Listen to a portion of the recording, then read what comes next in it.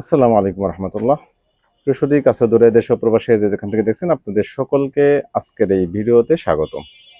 আজকে নির্দিষ্ট দুটো পয়েন্টে কথা বলবো, একেবারেই যৎসামান্য 5-7 মিনিটের ভিতরে শেষ করার চেষ্টা করবো। আশা করি শেষ পর্যন্ত সাথেই থাকবেন এবং আপনাদের মূল্যবান মতামত কমেন্টে জানাবেন। দুটো বিষয়ের একটা হচ্ছে জাতীয় পার্টি আগামী নির্বাচনে অংশ নিতে পারবেন, এমনটাই বলেছেন প্রধান উপদেষ্টার প্রেস সচিব শফিকুল আলম। অর্থাৎ সরকার টোটালি ইউটার্ন করেছে, এই বিষয়টা থাকবে। সাথে থাকবে, যেহেতু আমাদের এখন ডিসেম্বর মাস, স্বাধীনতার যেই বিজয়ের মাস, সেই বিজয়ের মাস চলতেছে। 54 বছর আমাদেরকে যেইভাবে স্বাধীনতাটা বোঝানো হয়েছে বা স্বাধীনতার যেই দৃশ্যপট আমাদের সামনে উপস্থিত করা হয়েছে, সেই বিষয়টা নিয়েই আমি একটু ভিন্ন আঙ্গিকে কথা বলবো। আশা করি আপনাদের দৃষ্টিভঙ্গি থেকে যে কোনো মতামত অবশ্যই কমেন্টে জানাবেন। প্রথমত গতকালকে আমরা দেখলাম শফিকুল আলম তিনি ফেসবুক স্ট্যাটাসের মাধ্যমে জানিয়েছেন যে নিবন্ধিত যত দল আছে, অর্থাৎ 14 দল, আওয়ামী লীগের সাথে যারা ছিল, এরপরে জাতীয় পার্টি, তার আওয়ামী লীগের একটি অঙ্গ সংগঠনও বলতে পারেন আপনি। অর্থাৎ সরাসরি আওয়ামী লীগের না হলেও আওয়ামী লীগের যে ক্ষমতার সহযোগী তারা, সে কারণে তাদেরকে অঙ্গ সংগঠন বলতে খুব বেশি বেগ পেতে হয় না। তো এরাও অংশ নিতে পারবে আগামী জাতীয় নির্বাচনে। অন্যদিকে আমরা বিগত 15 মাস যাবৎ দেখে আসছি, বিশেষত জামাতে ইসলাম এবং এনসিপি, এরা খুবই এই বিষয়টা জোরালোভাবে আবেদন করতেছে বা জোরালোভাবে এই দাবিগুলি তারা উপস্থাপন করতেছেন যে কোনোভাবেই যেন জাতীয় পার্টি এবং 14 দল আগামী নির্বাচনে পার্টিসিপেট করতে না পারেন। অন্যদিকে গণ অধিকার পরিষদ থেকেও আমরা নিয়মিত রাশেদ খানের বক্তব্য আমরা শুনে আসতেছি, তিনিও বলেছেন কোনোভাবেই জাতীয় পার্টিকে নির্বাচন করতে তারা দিবেন না। এই বিষয়টা এতদিন পর্যন্ত সরকারও সেভাবেই এগোচ্ছিল। এই পর্যন্ত সরকার যতগুলি মিটিং করেছেন, বিশেষত জাতীয় ঐক্যমত্য কমিশনের মিটিংয়ে কোথাও জাতীয় পার্টিকে বা এই 14 দলের অন্য কোনো দলকে সেখানে দাওয়াত দেওয়া হয়নি, রাখা হয়নি, তাদের কোনো আলোচনা করা হয়নি বা তাদের কোনো বক্তব্য শোনা হয়নি। ঠিক একই পথে হেঁটেছে আমরা দেখেছি নির্বাচন কমিশনকে। নির্বাচন কমিশন ইতিমধ্যে অনেকগুলি মিটিং করেছেন বিভিন্ন রাজনৈতিক দলগুলির সাথে, তারাও একইভাবে জাতীয় পার্টিকে বয়কট করেছেন বা জাতীয় পার্টিকে তারা কখনোই দাওয়াত দেননি এবং 14 দলের অন্যান্য যে অঙ্গ সংগঠন, অন্যান্য যে দলগুলি আছে তাদেরকেও দাওয়াত দেননি। একই অবস্থা সরকার এবং নির্বাচন কমিশন, যেটা মোটামুটি লেজে গোবরের অবস্থা। আমরা সবসময় মনে করি যে নির্বাচন কমিশন একটি স্বতন্ত্র একটি প্রতিষ্ঠান, এখানে তাদের নিজস্বতা থাকবে, তাদের সবকিছু তাদের নিয়ন্ত্রণে থাকবে। সরকার কি বলবে না বলবে সেটা তাদের দেখার বিষয় নয়। তারা আইনগতভাবে যেটা মনে করবেন রাইট সেটা তারা করবেন। যেহেতু জাতীয় পার্টি নিবন্ধিত দল, তাদেরকে অবশ্যই ওনারা রাখতে পারতেন, কেন রাখেননি সেই ব্যাখ্যাটা একটা বিষয়। যদিও আজকের এই আলোচনাটা স্বভাবতই অনেকের বিপক্ষে যাবে, এরপর আমি বলতেছি যেহেতু নির্বাচন কমিশন যদি একটা হচ্ছে যে তাদের কোনো কারণে যদি তাদের নিবন্ধন বাতিল করত সেটা ভিন্ন প্রসঙ্গ। যেহেতু নিবন্ধন বাতিল করেনি, তাহলে তারা নিবন্ধিত দল, নিবন্ধিত যত দল আছে সবার সাথেই যদি আলোচনা করেন, তাহলে ওনারা কেন সেখান থেকে বাদ পড়ছে? আর যদি দেখা যাইতো না এক দুটো দল শুধু বিএনপি আর জামাতের সাথে আলোচনা করছেন, অন্য রাজনৈতিক দলগুলির সাথে আলোচনা করেননি, তাহলে এই প্রশ্নটা উঠতো না। যেহেতু তারাও জাতীয় পার্টিকে বাইরে রেখেছেন তাদের আলোচনা থেকে, তার মানে সরকার যেইভাবে দিক নির্দেশনা দিচ্ছেন বা যেইভাবে হাঁটতেছেন নির্বাচন কমিশন ঠিক সেভাবেই হাঁটতেছেন বিগত দিনগুলির মতো। অর্থাৎ সরকার যা চায় নির্বাচন কমিশন স্বতন্ত্র হলেও তারা সেভাবেই বাস্তবায়ন করেন, বা খাতা কলমে তারা স্বতন্ত্র হলেও বাস্তবিক ক্ষেত্রে নির্বাচন কমিশন সরকারের হুকুম তামিল করে থাকেন। বিষয়টা এরকমই পরিলক্ষিত হচ্ছে। তো সেই জায়গা থেকে যেখানে জাতীয় পার্টি, জামাত ইসলাম, এনসিপি এবং নাগরিক গণ অধিকার পরিষদ সহ বেশ কিছু তরুণ দল, যারা নতুন নবীন দল আছে, তারা মোটামুটি এই জাতীয় পার্টির ব্যাপারে একেবারেই খুব আক্রমণাত্মক ভাবে তারা কথা বলেছেন এবং খুব শক্তভাবে বলেছেন যে এদেরকে প্রতিহত করা হবে, কোনোভাবেই এদেরকে আগামী নির্বাচনে পার্টিসিপেট করতে দেওয়া হবে না। ইভেন জাতীয় পার্টিরও কিছু কথাবার্তা এরকম আছে যে তারা আওয়ামী লীগ সহ ইনক্লুসিভ নির্বাচন চাচ্ছেন, সে কারণে তারা বারবার কথা বলে আসছেন। ইভেন যদি আওয়ামী লীগ সত্যিকার অর্থে আগামী নির্বাচন তো পার্টিসিপেট করতে পারবেন না, যদি না পারেন আওয়ামী লীগের ভোটটা তাদের পক্ষে যাবে সেটাও সকলে জানেন। আর সেটা যদি হয় তাহলে বিরোধী দল হিসেবে জাতীয় পার্টি আবারও সেই অবস্থান তারা ধরে রাখতে পারবে। যদিও এবারের বিরোধী দলটা হবেন তারা মূলত নির্বাচনের মাধ্যমে যদিও কিন্তু টোটালি আওয়ামী নির্ভর বিরোধী দল হবে। এবার আগের বার ছিল আওয়ামী গৃহপালিত, আর এবার হবে আওয়ামী ভোটে নির্বাচিত বিরোধী দল। যেহেতু আওয়ামী লীগ তাদের সাথে একসাথে কাজ করেছেন বিভিন্ন সময়, এবং এখন অবধি সেই আওয়ামী লীগের জন্য তারা লড়াই করেছেন। আওয়ামী লীগের আপামর সাধারণ জনগণ তাদের পক্ষে থাকবেন। তাছাড়া আওয়ামী লীগের যে নেতৃত্বের জায়গা আছে সেখান থেকে হয়তোবা তাদের প্রতি সেমনটাই দিক নির্দেশনা আসবে, যে কারণে আগামী নির্বাচন ট্রাম্প তুরুফের তাস হতে যাচ্ছে এই জাতীয় পার্টি। জাতীয় পার্টি যদি নির্বাচনে আসে, তাহলে মোটামুটি জামায়াতে ইসলাম অনেকটাই পিছিয়ে যাবে, সেটা নিশ্চিন্তে বলা যায়। সেটা হবে বিএনপির জন্য একটি প্লাস পয়েন্ট, কারণ বিএনপি ইতিমধ্যে তারা জামাতের সাথে অনেক ফাইট করতেছেন, এবং তারা নিশ্চিত জেনে গিয়েছিলেন বা বুঝতে পেরেছিলেন যে জামাত ইসলাম বিরোধী দল হতে যাচ্ছেন, আর যেই দল বিরোধী দল হবে পরবর্তী নির্বাচনে তাদের ক্ষমতায় যাওয়ার খুবই সম্ভাবনা থাকে। সেই দৃষ্টিকোণ থেকে জামাতকে তারা কোনোভাবেই বিরোধী দল হতে দিতে চাচ্ছেন না। আর জাতীয় পার্টির অবস্থানটা ভিন্ন। জাতীয় পার্টি শুধু এবার নয়, আগামী 100 বছরও যদি বিরোধী দল হয়, জাতীয় পার্টি অন্তত ক্ষমতায় যাওয়ার মতো পরিস্থিতি তারা তৈরি করবে, এরকমটা কেউ মনে করেন না। কারণ জাতীয় পার্টি এবার বিরোধী দল হবে আওয়ামী লীগের ভোটে, সারা জীবন আওয়ামী লীগ তাদেরকে ভোট দিবে না।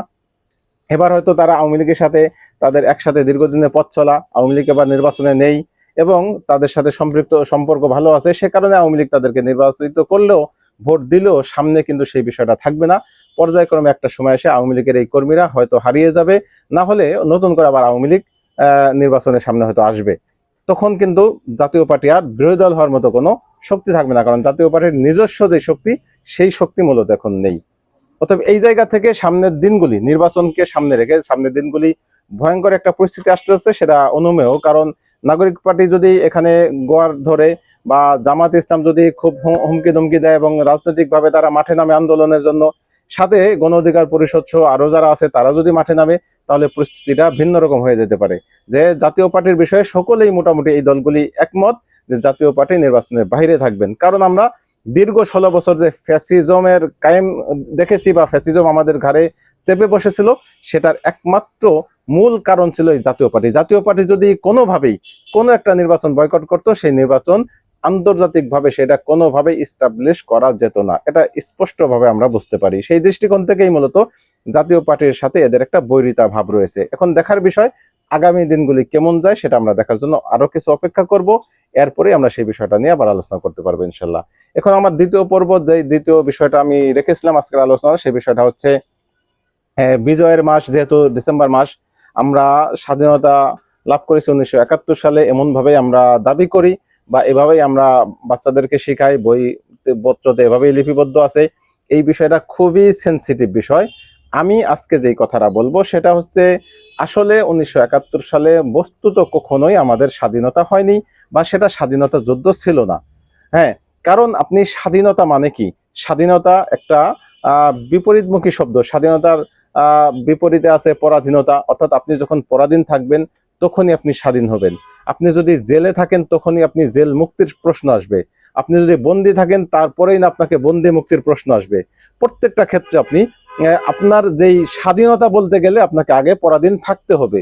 তাহলে কি আমরা 71 সালের আগে আমরা পরাধীন ছিলাম?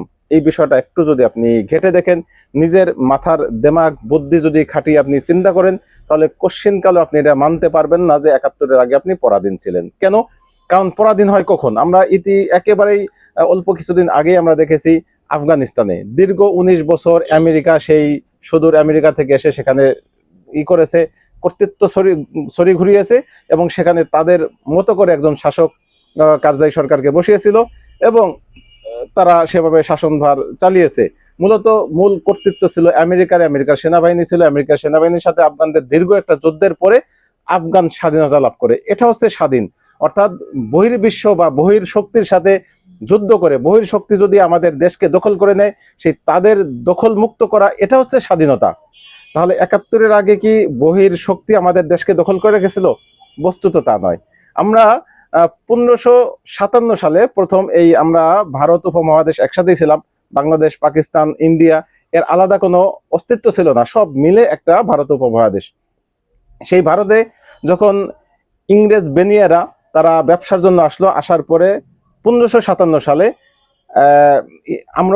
পলাশির আম্রকাননে সেখানে পলাশি যুদ্ধের মাধ্যমে যখন আমরা সেখানে পরাজিত হই এবং ইংরেজরা সেখানে বিজয় লাভ হয়, এরপর থেকেই মূলত প্রায় 190 বছর, প্রায় 200 বছর বলি আমরা, কিন্তু বস্তুত 190 বছর ইংরেজদের শাসনামলে থাকে। 1947 সালের 14ই আগস্ট পাকিস্তান স্বাধীন হয় এবং 15ই আগস্ট ইন্ডিয়া স্বাধীন হয়, ভারত স্বাধীন হয়। তো পাকিস্তান মূলত আমরা যে দেশ ভাগের সময়, ওই সময় যখন আমরা স্বাধীনতা লাভ করি, দীর্ঘ পরিক্রমার পথ পরিক্রমা, বিশাল ইতিহাস, আমরা যখন দেশটা তখন স্বাধীন হই, তখন আমরা দুটো ভাগ হয়ে যাই। আগে তো একই ছিলাম, কিন্তু আমাদের ইয়ের কারণে কোন এলাকায় কারা কাদের আধিক্যতা বেশি বসবাস, মুসলিম এবং হিন্দু অধ্যুষিত যেহেতু এলাকাগুলি ছিল, তো যেহেতু পূর্ব পাকিস্তান এবং পশ্চিম পাকিস্তান এই দুটো যেহেতু মুসলিম প্রধান দেশ ছিল, এই কারণে এই দুটোকে পাকিস্তান নাম করে আলাদা একটা ভূখণ্ড দেওয়া হলো, এবং ইন্ডিয়ার বাকি অংশটা সেটা ইন্ডিয়া হিসেবেই বা ভারত হিসেবেই সেটা রয়ে গেল। তো এই অবস্থার পরে আমরা তো আসলে কারো পরাধীনতায় ছিলাম না, কারো অধীনে ছিলাম না, আমরা তো স্বাধীন। স্বাধীন থাকা অবস্থায় যেটা হয়েছে যে শাসকরা সবসময় তার নাগরিকের উপরে জুলুম করে, বা তার যেই আছে প্রদেশগুলি আছে সে প্রদেশের উপরে জুলুম করে, সেটা একেবারেই স্বাভাবিক। যেমন আমরা বিগত 16 বছর হাসিনার জুলুমের শিকার হয়েছি। বাংলাদেশে হাসিনার জুলুমের শিকার হয়নি এমন কোন রাজনৈতিক দল ছিল না, শুধুমাত্র তাদের সাথে যারা ছিল 14 দল তারা বাদে বাকি সকল রাজনৈতিক দল তার যেই দুর্নীতি, তার যেই অপশাসন, তার যেই আক্রমণ, এই আক্রমণের শিকার হয়েছে, আক্রোশের শিকার হয়েছে, গুম হয়েছে, খুন হয়েছে, আয়নাঘরে গিয়েছে, এভাবে বিভিন্নভাবে তারা বঞ্চিত হয়েছে। এই বঞ্চনার শিকারটা আমরা ঠিক 71 সালে হয়েছিলাম। 71 সালের বঞ্চনা হয়তো আপনি ধরন ভিন্ন দিতে পারেন, সেটা নিয়ে আলোচনা করতে পারেন, কিন্তু সেটাকে কখনোই আপনি পরাধীনতা বলতে পারেন না। আমার আজকের আলোচনা স্পষ্ট যে আমরা তখন পরাধীন ছিলাম না, আমরা স্বাধীন ছিলাম, কিন্তু আমাদের উপরে ছড়ি ঘুরিয়েছে, জুলুম করেছে শাসকরা। এবং যখন শেখ মুজিবুর রহমান পূর্ব পাকিস্তান থেকে বিজয়ী হলেন, তাকে একচাটিয়ে বিজয়ের পরও তাকে যখন ক্ষমতা হস্তান্তর করলো না, সেটা ছিল তাদের একটি অনৈতিক একটি অবস্থান। এই তাদের এই অনৈতিক অবস্থানের কারণেই, তাদের এই হঠকারী সিদ্ধান্তের কারণেই মূলত একটি দেশ দ্বিখণ্ডিত হয়ে যায়, একটি দেশ ভেঙে দুটো টুকরো হয়ে যায়। এটাই ছিল মূলত পাকিস্তানিদের ভুল সিদ্ধান্ত, বা ওই সময় শাসকদের ভুল সিদ্ধান্ত। এটা শাসকরা অত্যন্ত গর্হিত একটা কাজ করেছে। ফলশ্রুতিতে কি হয়েছে, 25শে মার্চ কালো রাত এই পাকিস্তানি হানাদার বাহিনী তারা আমাদের উপরে নির্বিচারে গুলি করেছে এবং একটি গণহত্যা করেছে। এই গণহত্যার বিচার আমি আজও চাই এবং আজীবন চেয়ে যাব। এই গণহত্যার বিচার হওয়াটা খুবই জরুরি। পাকিস্তান এই গণহত্যার জন্য তাদের ক্ষমা চাইতে হবে, যদি না চেয়ে থাকে চাইতে হবে, আর চেয়ে থাকলে সেটাও স্পষ্ট করতে হবে যে 25শে মার্চে যে গণহত্যা করেছে, ইভেন এরপরে তাদের যে ভুল ত্রুটি সেগুলির জন্য তাদের ক্ষমা চাইতে হবে। তো যাই হোক, আমাদের আসলে মূলত আমরা পরাধীন ছিলাম না, কিন্তু আমরা যেহেতু জুলুমের শিকার হয়েছিলাম, জালেমের বিরুদ্ধে আমাদের অবস্থান ছিল, সে কারণে তাদের সাথে আমাদের দীর্ঘ একটি যুদ্ধ হয়। যেই যুদ্ধে আমাদের পার্শ্ববর্তী ভারত তারা চিন্তা করলো যেহেতু দুটো পাকিস্তান যদি এক থাকে তাহলে আমাদের সমস্যা, কারণ ওই ইয়ের থেকে পশ্চিম পাকিস্তান থেকে তারা লোড করে আমাদের উপরে বোম মারতে মারতে তারা পূর্ব পাকিস্তানে নামবে, আবার পূর্ব পাকিস্তান থেকে তেল তেল রসদ আবার ঢুকিয়ে আবার তারা বোম্বিং করতে করতে তারা পশ্চিম পাকিস্তানে নামবে। এভাবে আমাদের দুনো সাইডে যদি পাকিস্তান থাকে তাহলে আমাদের শক্তি খর্ব হবে, আমাদের নিরাপত্তার জন্য ব্যাঘাত ঘটবে। যে কারণে তারা কি করলো, আমাদের ভাইয়ে ভাইয়ে যে সম্পর্ক, সেই সম্পর্কের ভিতরে একটু তিক্ততা আসলো। এই তিক্ততার সুযোগ নিয়ে তারা আমাদের ঘরে ঢুকলো, আমাদের পক্ষ অবলম্বন করে তারা যুদ্ধ করে একটি দেশকে দুটো টুকরো করে দিল। মূলত সেই যুদ্ধটা ছিল ইন্ডিয়ার সাথে, পাকিস্তানের সাথে নিরীহ জনগণ আমাদের ছিল। এবং সর্বশেষ দেখবেন 16ই ডিসেম্বরে যখন হয় সারেন্ডার হয়, সারেন্ডার অনুষ্ঠানে কিন্তু আমাদের বাংলাদেশের যেই সর্বাধিনায়ক বা বাংলাদেশের যে সেনাপ্রধান উসমানী, তাকে কিন্তু সেখানে রাখা হয়নি, বরং সেখানে ছিল অরোরা। এই কে সেই অরোরা? সেই অরোরা হচ্ছে ইন্ডিয়ান একজন আর্মি। এই অরোরার বিষয়টা নিয়ে ইতিপূর্বে আমরা দেখেছি ইনকিলাবে অনেক বড় ধরনের একটা লেখা এসেছে যে কে সেই অরোরা এই নামে, সম্ভবত 2005 সালের দিকের ঘটনা। আমি সেই নিউজটা সুন্দর পড়েছি এবং খুবই ভালো লেগেছিল যে আসলে মূলত তারা আমাদের ভাই ভাইয়ের ভিতরে ঢুকে একজনের পক্ষ নিয়ে তারা দুই ভাইকে বিচ্ছিন্ন করে দিচ্ছে, মূলত তাদের ব্যক্তিগত স্বার্থে, তাদের দেশের স্বার্থে। তাদের দেশ যেন নিরাপদ থাকে, দুটো দেশ যদি পাকিস্তান এবং বাংলাদেশ দুটো আলাদা হয়ে যায় তখন ইন্ডিয়া অনেকটা নিরাপদ থাকবে, সেই দৃষ্টিকোণ থেকে তারা কাজ করেছে। এটা কোনো ক্রমে আমি এটাকে স্বাধীনতা মনে করি না। তবে এটার কি কোনো মূল্য নেই? অবশ্যই মূল্য আছে। 71-এর যুদ্ধের অবশ্যই মূল্য আছে। জালেমের বিরুদ্ধে মজলুমের যুদ্ধ সব সময় মূল্য রাখে, এবং আল্লাহ পাক কোরআনে বারবার বলেছে তোমরা জুলুম করবে না, জুলুম করলে তাকে প্রতিহত করতে হবে, এবং সেই প্রতিহত করতে গিয়ে যারা মারা যাবে তারা শহীদ হবে। এবং সেটা অবশ্যই একটা যুদ্ধ ছিল, সেটা জিহাদের হিসেবে আমরা কাউন্ট করতে পারি। এবং এই জিহাদে যারা যারা বা এই যুদ্ধে যারা যারা নিহত হয়েছেন তাদের ঈমান থাকলে অবশ্যই তারা শহীদ হবেন। এবং এটা ছিল সশস্ত্র একটি সংগ্রাম, যেটা অত্যন্ত কষ্টদায়ক এবং কঠিন একটি যুদ্ধ। সেই যুদ্ধে অবশ্যই আমরা বিজয় লাভ করেছি এবং সেই বিজয়ের একটি গৌরবগাথা ইতিহাস আমাদের থাকতে হবে, সেটাকে স্মরণ করতে হবে, কিন্তু কোনো ক্রমেই সেটাকে স্বাধীনতা বলা যাবে না। তাহলে আমরা কি পেলাম? ৭১-এর যুদ্ধে পাকিস্তান পরাজিত হলো, আমরা বিজয়ী হলাম, তাহলে পেলামটা কি? পেলাম একটা নতুন ভূখণ্ড, নতুন একটা রাষ্ট্র। যেমন দুই ভাই ঝগড়া করে যখন আলাদা হয়ে যায়, বিচ্ছিন্ন হয়ে যায়, তখন এক ভাই কি করে, হয়তো পুরান ঘর নিয়ে থাকে, আর এক ভাই নতুন একটা ঘর করে, এভাবে দুটো ঘরের উৎপত্তি হয়। ঠিক তেমনি ভাবে ৭১-এর যুদ্ধের মাধ্যমে আমরা নতুন একটি ভূখণ্ড পেয়েছি বা নতুন একটি রাষ্ট্রের নাম পেয়েছি। ভূখণ্ড তো আগেই ছিল, পাকিস্তানের ভিতরে আমরা এতটুকুই ভূখণ্ড। এমন না যে আমরা স্বাধীনতার পরে ভূখণ্ড আমাদের বাড়ছে, এরকম না। ভূখণ্ড এইটুক তখনও ছিল, বরং দোনো পাকিস্তান একসাথে ছিল। এরপরে ৭১-এর পরে সেটা ভেঙে দুটো টুকরো হয়ে গেছে, এতটুকুই পার্থক্য। তবে এটাকে আমি কোনো ক্রমেই স্বাধীনতা বলতে পারি না, যেমন স্বাধীনতা বলতে পারি না ২৪-এর গণঅভ্যুত্থানকে। তার মানে গণঅভ্যুত্থানের মূল্য নেই? অবশ্যই মূল্য আছে, অবভিয়াসলি গণঅভ্যুত্থানেরও মূল্য আছে।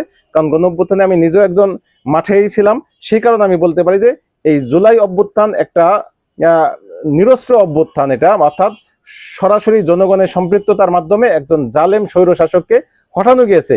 আর পাকিস্তানে ওই সময় হয়তো জালেম সরকারকে আমরা হটাইতে পারিনি, কিন্তু দুটো দেশকে ভাগ করে আমরা একটা দেশকে করায়ত্ত নিয়েছি, তারা একটা দেশকে তারা চালাচ্ছে। এভাবেই তখনের অবস্থাটা এরকম ছিল। আর ২৪-এর অবস্থানটা হচ্ছে আমরা পুরা দেশকে ঠিক রেখে আমরা স্বৈর শাসককে হটাতে পেরেছি।